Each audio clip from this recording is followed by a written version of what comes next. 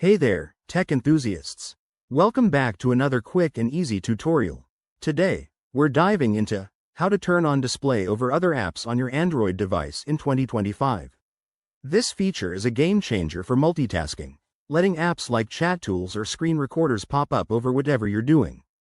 Whether you're juggling apps for work or fun, this will make your life a lot smoother.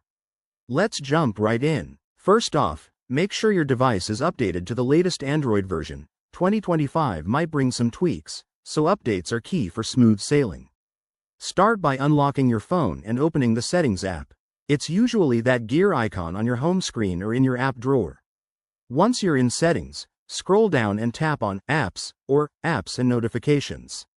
This section manages all your app permissions. Next, look for Special App Access or something similar. Android interfaces can vary slightly by manufacturer, like Samsung or Google Pixel, but it's generally under Advanced Options. In Special App Access, find and select Display over other apps. This is where the magic happens. You'll see a list of apps that can use this feature. Toggle the switch next to the app you want to enable it for, say, your favorite messaging app or a productivity tool. If prompted, grant the necessary permissions, as 2025 updates might include extra security checks for privacy. After that's done, exit Settings and test it out.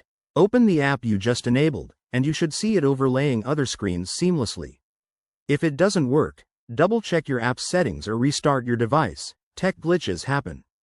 There you have it, folks. Turning on display over other apps is straightforward and boosts your productivity big time. If you found this helpful, give it a thumbs up, subscribe for more 2025 tech tips, and drop a comment below if you have questions. Stay tuned, and happy multitasking.